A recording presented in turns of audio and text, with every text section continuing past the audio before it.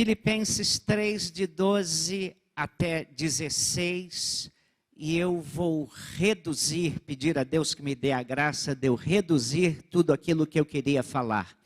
Diz assim o texto bíblico, acompanhe-me na sua versão, e eu leio assim: não que eu já tenha alcançado, ou que seja perfeito, mas vou prosseguindo, procurando alcançar aquilo para que também fui alcançado por Cristo Jesus.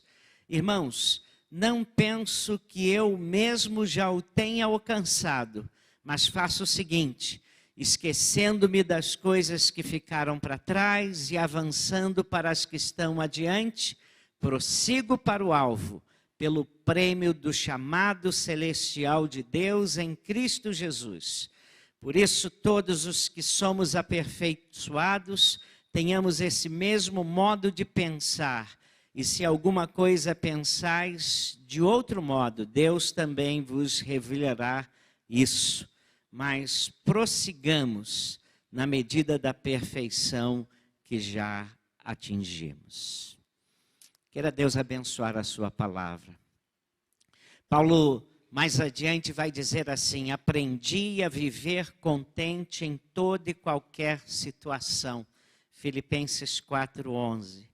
Irmãos, como um homem que foi uma espécie de terrorista para os cristãos, um homem duro, cruel, um homem violento, é transformado e começa a viver uma vida pacífica, abençoadora, uma vida amorosa, uma vida totalmente diferente. O apóstolo Paulo, ele nos dá o segredo, porque é muito fácil, irmãos, não é difícil vivermos uma vida amarga, termos razões para nos queixarmos, para falarmos mal dos outros e tantas outras coisas. E nesse texto, Paulo faz algumas declarações sobre a sua própria experiência. E ele nos deixa 4 segredos para que a sua vida fosse transformada assim.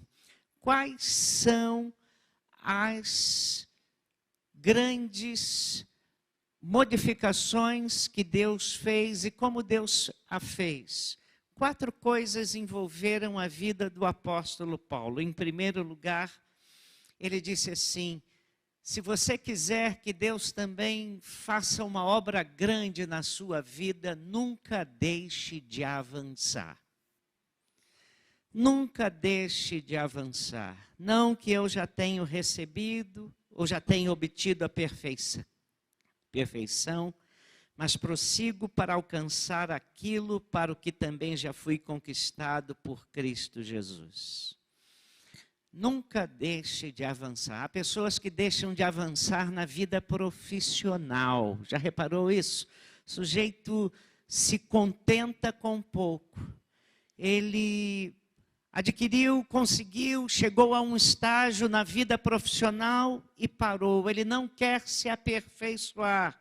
Ele não quer melhorar. Ele não quer avançar. Algumas pessoas empacam, desculpe a expressão é essa, param no casamento.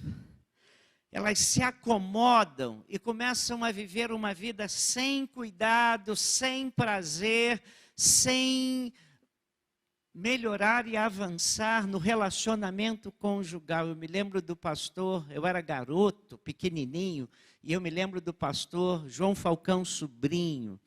E eu me lembro que uma vez nós tínhamos na igreja um irmão chamado Benedito. E a esposa do Benedito disse para o pastor: olha, pastor, eu não sei o que está acontecendo com o Benedito não, mas ele não chega em casa, ele sai do trabalho às 6 horas da tarde e ele está chegando agora lá em casa às 9 horas da noite. Todos os dias. E eu pergunto a ele por que ele está chegando tarde e ele tem me dado desculpas esfarrapadas. E o pastor Falcão falou assim: já sei o que eu vou fazer. Vou lá na fábrica do Benedito, esperá-lo na saída. Ele vai sair E aí eu fico lá e vou para casa com ele. E fez isso. Daqui a pouco ele está saindo, o pastor Falcão viu, vamos juntos para casa. E foi lá para casa, e chegou na casa do Benedito, a casa estava uma bagunça, tudo revirado, a mulher suja, os filhos imundos, uma bagunça tal. Nenhum pastor que eu conheço vá à casa de quem quer que seja para reparar o que for, irmãos. Tá? Mas aquele dia o pastor não teve como não reparar. E aí ele entendeu por que o Benedito não tinha prazer em chegar naquela casa.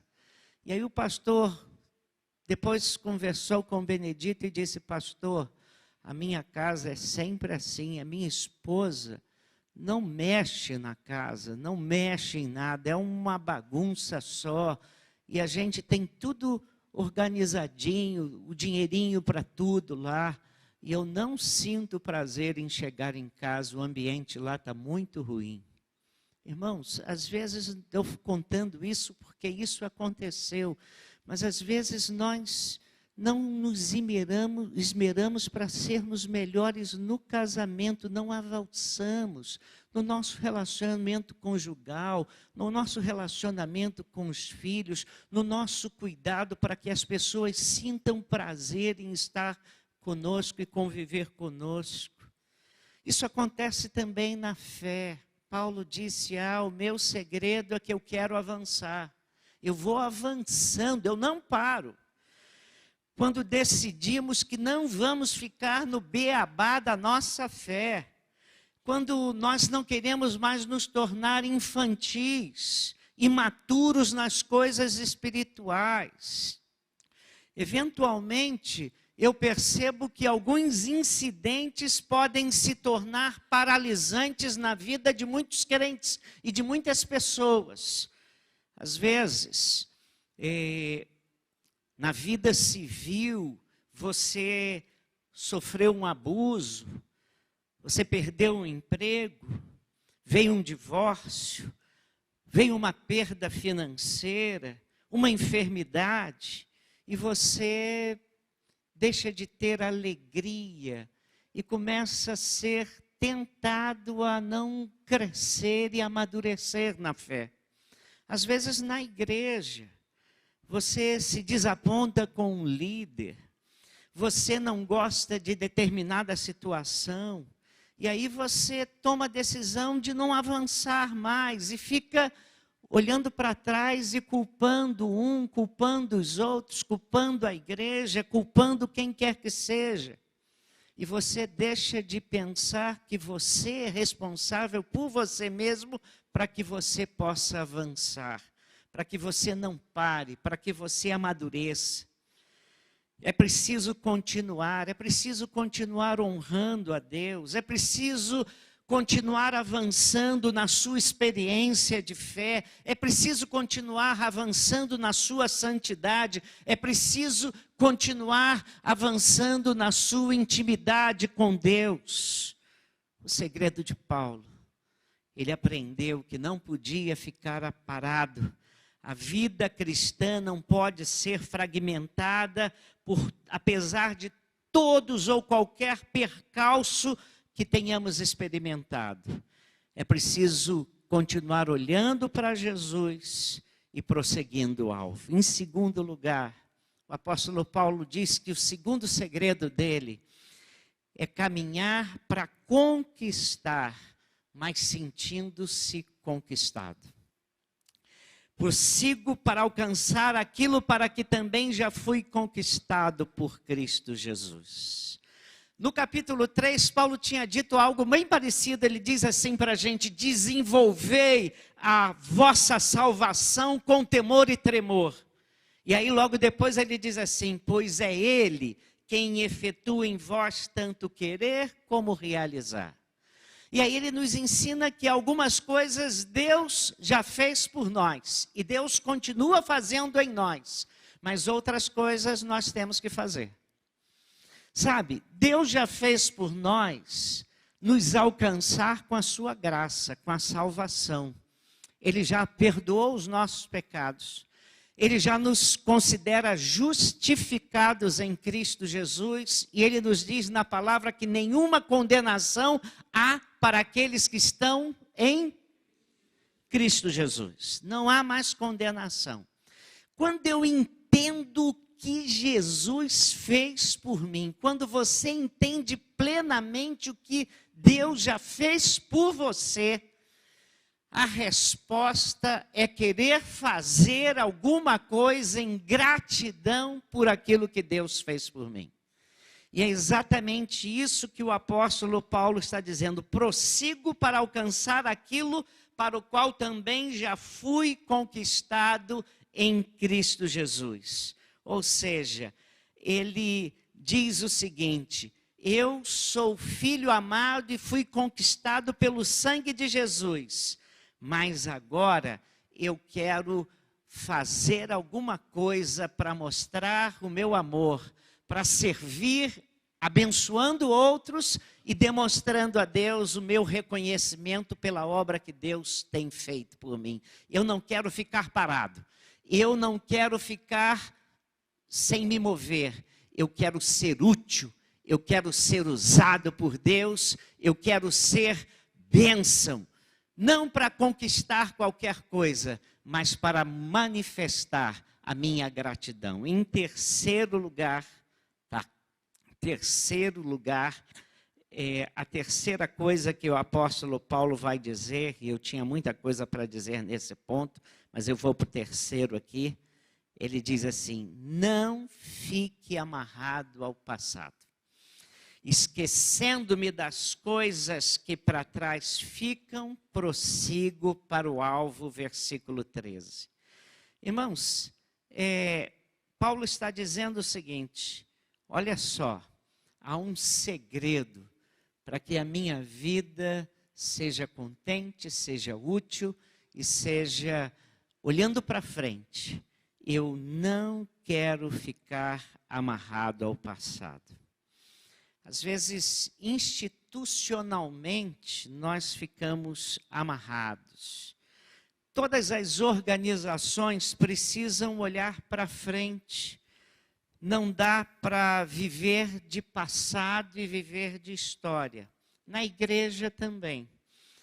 A igreja que vive apenas da sua história, daquilo que ela já foi, daquilo que ela fez, do seu passado, torna-se um museu, torna-se um monumento, ao invés de ser um movimento.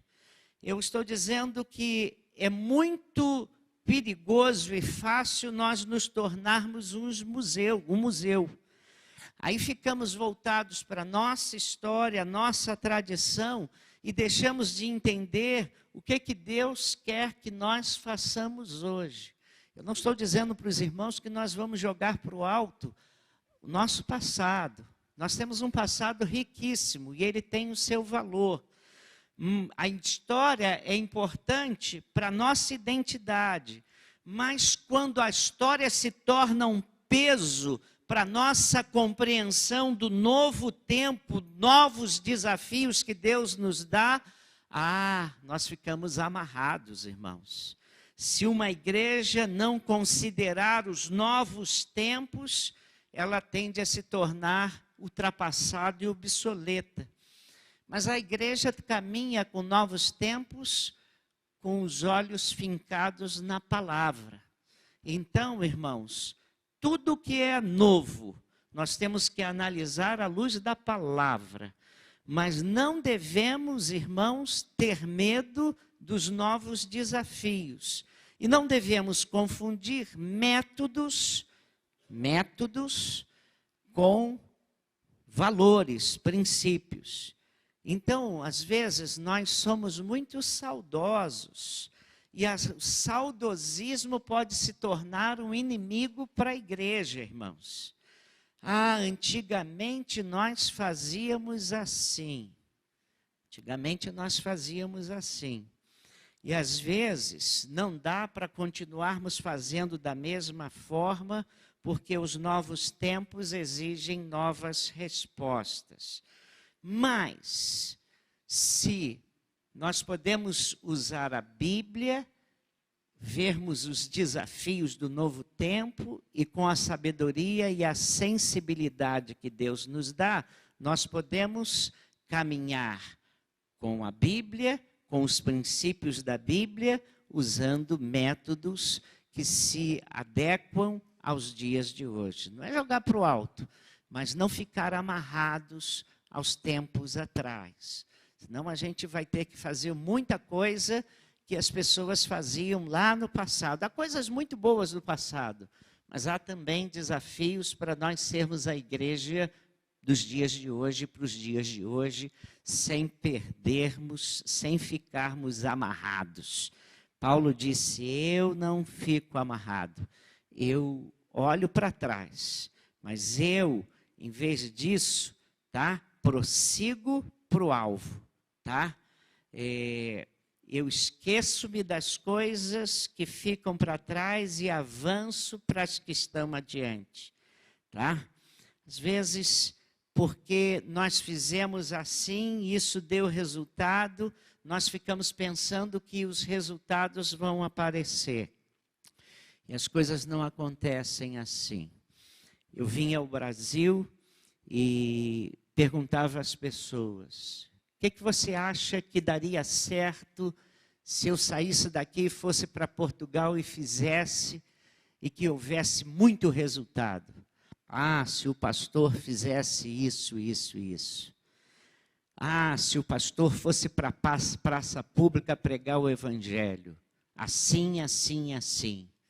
E eu disse, eu já fui à praça pública e já fiz com muita dedicação, o melhor que eu sabia fazer, assim, assim, assim, porque dava certo no Brasil e não dava certo lá. E eu tinha que descobrir uma nova metodologia lá para que os velhos valores que estavam lá na Bíblia pudessem chegar de uma maneira diferente àquela cultura para que as pessoas entendessem o Evangelho. Paulo disse, eu não fico amarrado à metodologia, mas eu procuro novas coisas e avanço para que as coisas que eu quero que cheguem ao coração dos outros possam chegar. E aquilo que eu preciso ser, melhorar, eu procuro também melhorar. A gente vê novas oportunidades, vai alargando a visão e vai aceitando o desafio. Eu disse o outro dia aqui num estudo bíblico que eu fui aluno da ETICT do Senai, uma escola técnica de química e têxtil do Sinai. E uma coisa que me chamava a atenção é que o Senai está ligado às indústrias. E sempre que surgiam máquinas novas na indústria têxtil, o Senai enviava, as indústrias enviavam para o Senai, para a ETICT, aquelas novas máquinas, e a escola era aquinhoada com novas máquinas para que os alunos aprendessem a lidar com aquelas novas máquinas. Tanto na tecelagem, quanto na malharia, quanto na confecção, quanto na química. E nós éramos privilegiados. Estavam saindo máquinas novas, as indústrias se uniam, colocavam máquinas novas lá na nossa escola. Eles não queriam que nós aprendêssemos em máquinas antigas, mas eles queriam que nós aprendêssemos nas máquinas mais modernas que as indústrias estavam usando, máquinas de ponta. Nós podemos também nos tornar profissionais incapazes de atender às demandas do mercado de trabalho. Na vida pessoal também nós podemos pensar pessoalmente. Creio que esse texto está falando disso. Ninguém pode crescer e caminhar em segurança olhando para trás somente. É preciso olhar para adiante. O perdão de Deus não leva em conta quem você era. Paulo sabia que em outros tempos ele tinha sido um homem insolente, blasfemava contra Deus, mas ele havia recebido a misericórdia de Deus e Deus lhe havia dado uma nova vocação. E Deus não leva em conta os nossos tempos de ignorância, mas anuncia a todos os homens que se arrependam. Então, apesar de toda a beleza do Evangelho, nós podemos ainda caminhar na vida com amargura, com ressentimento, ficarmos presos ao nosso passado, não superarmos ofensas, mágoas e não conseguirmos avançar. E aí o apóstolo Paulo diz o seguinte: o segredo é esse.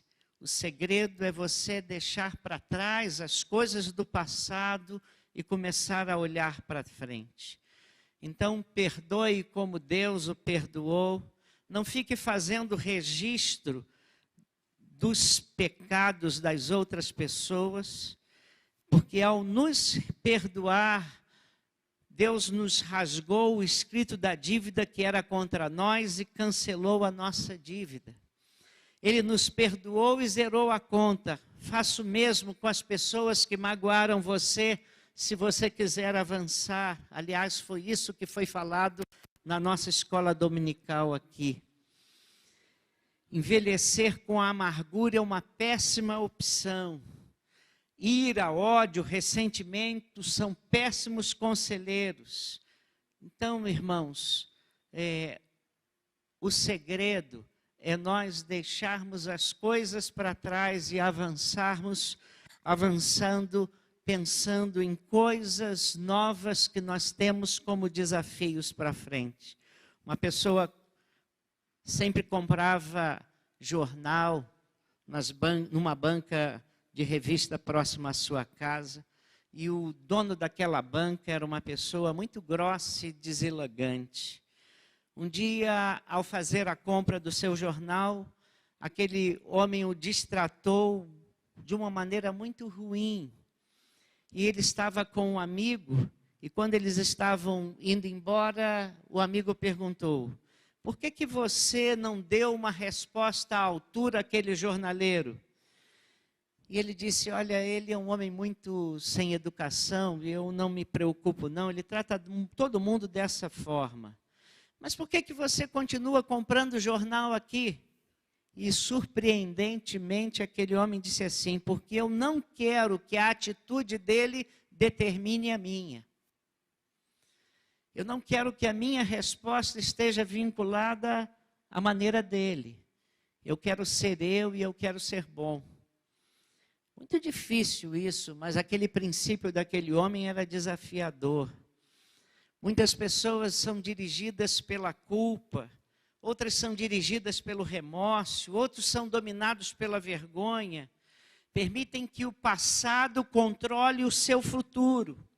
Muitos hoje são dirigidos pela raiva, pelo ressentimento, e aí não avançam, irmãos.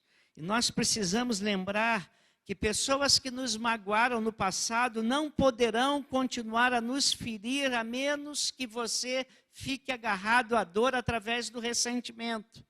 E Paulo diz: olha, o meu segredo é o seguinte: esqueço das coisas que ficaram para trás e eu vou prosseguindo. Em quarto e último lugar, ele disse que o segredo dele era não perder o foco da sua vida. Prossigo para o alvo, para o prêmio da soberana vocação de Deus em Cristo Jesus. O foco dele era o prêmio, o foco dele era Jesus. O resto era periférico, o resto era circunstancial. Nosso alvo deve ser também o prêmio da soberana vocação de Deus. Às vezes eu fico pensando, qual tem sido o meu alvo da vida? Quando fui chamado para ser pastor e fiquei lutando com Deus durante 1 ano, e eu dizia para Deus o seguinte: eu não quero ser pastor, porque eu quero ser rico. Eu quero ganhar dinheiro. Meu alvo é ser rico. Eu quero ter uma vida muito boa, mas boa mesmo. E durante 1 ano, eu achei que se eu fizesse o que Deus quisesse que eu fizesse, Deus ia estragar a minha vida. Até que fui finalmente persuadido e quebrantado por Deus.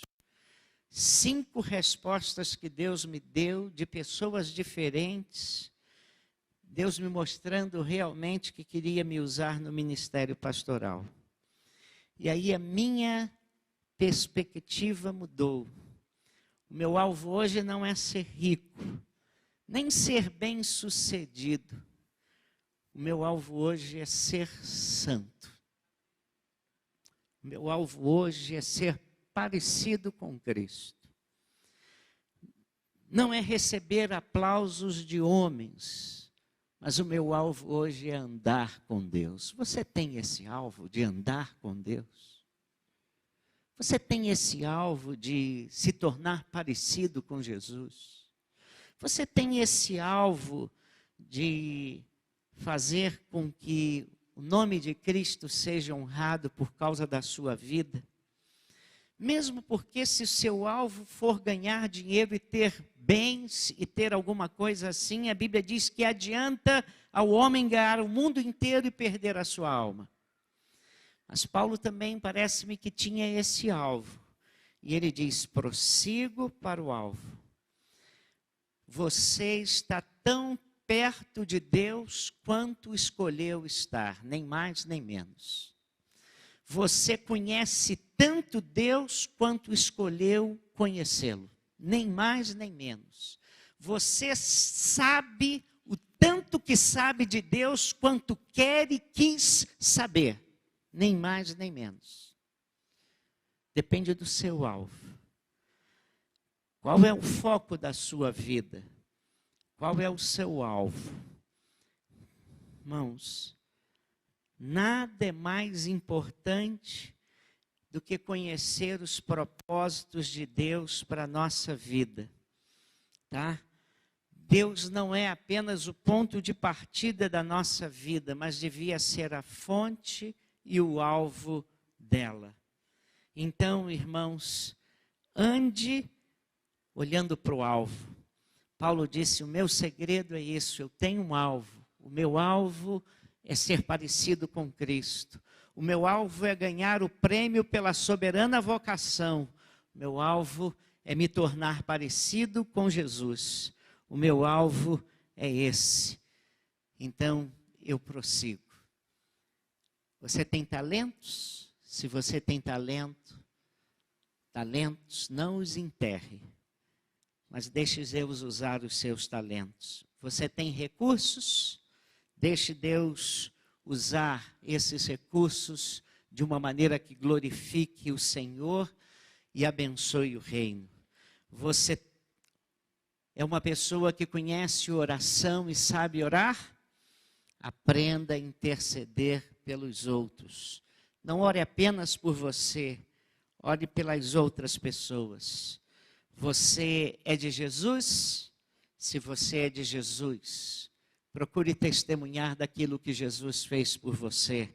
Fale do amor de Deus às outras pessoas.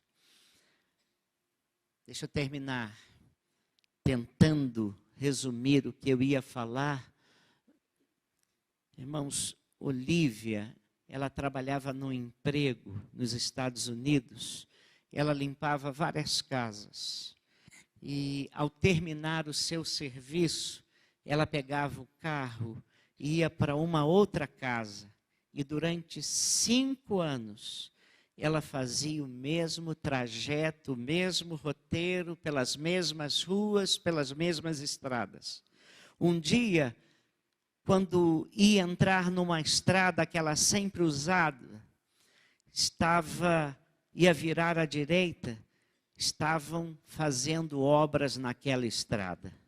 E aí ela teve que descobrir um novo caminho. E para surpresa dela, procurando um novo caminho, ela que fazia o roteiro da nova casa, usando um caminho de 5 quilômetros, finalmente, depois de 5 anos, descobriu que da casa que ela estava para outra casa onde ia trabalhar, eram 400 metros apenas.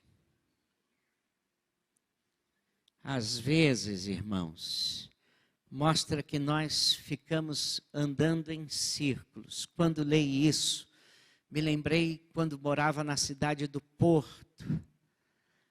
Minha referência era a Rotunda da Boa Vista. Então eu tinha que ir para a casa de um irmão, eu ia até a Rotunda da Boa Vista e ia para a casa do irmão. E durante uns 3, 4 meses, o ponto que eu sabia me guiar era a Rotunda da Boa Vista. Então, para qualquer lugar, ia a Rotunda da Boa Vista. Depois, quando comecei a conhecer a cidade, eu descobri que às vezes eu ia até a Rotunda da Boa Vista e voltava 200 metros ao lado, eu estava na casa onde eu queria ir. Às vezes a gente anda assim, sem objetivos. Irmãos, a rota alternativa já foi construída por Jesus quando ele assumiu a minha culpa e a minha vergonha morrendo em meu lugar. O caminho, a gente sabe, o caminho mais simples é Jesus. O seu jugo é suave e o seu fardo é leve. O grande desafio é prosseguir em direção ao prêmio da soberana vocação. E então, irmãos, o desafio é nós caminharmos, deixando o passado para trás, deixando os fardos do passado para o lado e encararmos os desafios de uma maneira simples, olhando para Jesus, orando, pedindo a graça de Jesus. Nada é mais importante que conhecermos os propósitos de Deus para a nossa vida.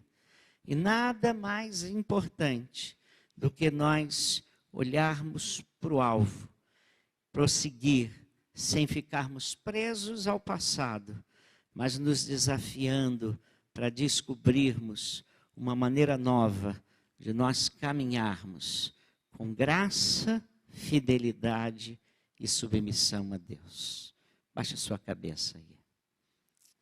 Pai, obrigado pelo teu grande amor. E obrigado porque nós já fomos alcançados por essa grande salvação. Obrigado porque agora sabemos que somos teus filhos. Obrigado porque sabemos que os nossos pecados foram cravados na cruz. Obrigado porque sabemos que o teu Espírito é o nosso grande guia, o nosso consolador, está ao nosso lado e vive conosco para sempre.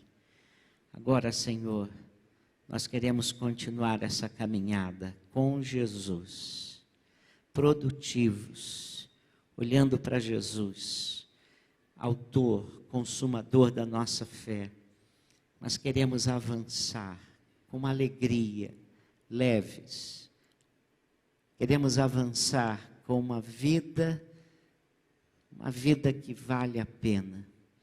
Ajuda-nos a não ficarmos presos às amarras do passado, ao pecado que nos rodeia e colocarmos nossa vida no teu altar para sermos úteis para o louvor da tua glória.